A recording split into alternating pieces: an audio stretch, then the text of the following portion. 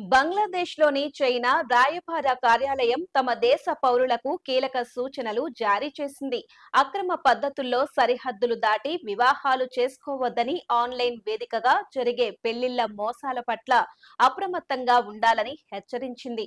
ఈ మేరకు చైనా ప్రభుత్వ నియంత్రణలోని గ్లోబల్ టైమ్స్ పత్రిక ఈ విషయాన్ని వెల్లడించింది.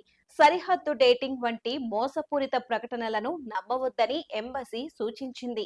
అనధికారిక మార్గాల్లో లేదా వాణిజ్య మ్యాచ్ మేకింగ్ ఏజెన్సీల ద్వారా విదేశీ వధువులను వెతకడం చైనా చట్టాల ప్రకారం నిషేధమని గుర్తు చేసింది. విదేశీ వధువును కొనడం అనే ఆలోచనను పూర్తిగా విడనాడాలని, బంగ్లాదేశ్లో వివాహం చేసుకునే ముందు అన్ని విషయాలను క్షుణ్ణంగా పరిశీలించాలని చైనా పౌరులను కోరింది. చైనాలో ఒకప్పుడు అమలులో ఉన్న ఒకే బిడ్డ విధానం, సాంస్కృతికంగా కొడుకులకే ప్రాధాన్యత ఇవ్వడం వంటి కారణాలతో ప్రస్తుతం లింగ అసమానత నెలకొంది. దీనివల్ల సుమారు 30 మిలియన్ల మంది చైనా పురుషులకు వివాహ వయసు వచ్చినా జీవిత భాగస్వామి దొరకటం లేదు. దీనిని అవకాశంగా మలుచుకున్న కొన్ని నేర ముఠాలు వివాహం పేరుతో బంగ్లాదేశ్ మహిళలను అక్రమంగా చైనాకు తరలిస్తున్నాయని ది డైలీ స్టార్ పత్రిక ఇటీవల ఒక కథనంలో పేర్కొంది. ఇలాంటి అక్రమ వివాహాలు తీవ్రమైన చట్టపరమైన చిక్కులకు దారి తీస్తాయని చైనా రాయబార కార్యాలయం హెచ్చరించింది.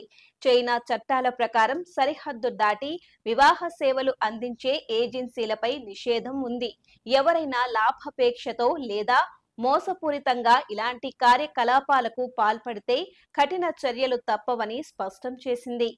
ప్రేమ లేదా వివాహ మోసాల బారిన పడిన బాధితులు వెంటనే చైనాలోని ప్రజా భద్రతా అధికారులకు ఫిర్యాదు చేయాలని సూచించింది. అక్రమ సరిహద్దు వివాహాలు చేసుకున్న వారు మానవ అక్రమ రవాణా ఆరోపణలపై అరెస్టు అయ్యే అవకాశం ఉందని ఎంబసీ తెలిపింది. బంగ్లాదేశ్ యాంటీ హ్యూమన్ ట్రాఫికింగ్ చట్టం మరియు పీనల్ కోడ్ ప్రకారం మానవ అక్రమ రవాణాకు పాల్పడే వారికి కనీసం 7 ఏళ్ల జైలు శిక్ష, కొన్ని సందర్భాల్లో జీవిత ఖైదు లేదా మరణ శిక్ష కూడా విధించే అవకాశం ఉంది. ఇలాంటి కార్యకలాపాలకు సహకరించిన, ప్రోత్సహించిన 3 నుంచి 7 ఏళ్లు జైలు శిక్షతో పాటు 20,000 దాకా సుమారు $185 వరకు జరిమానా విధిస్తారు. గతంలో టిక్ టాక్ వంటి మాధ్యమాలను ఉపయోగించి బంగ్లాదేశ్ మహిళలను పొరుగున ఉన్న భారతదేశంలో లైంగిక వృత్తిలోకి నెట్టిన ఘటనలు కూడా జరిగాయని ఆల్ జజీరా పేర్కొంది.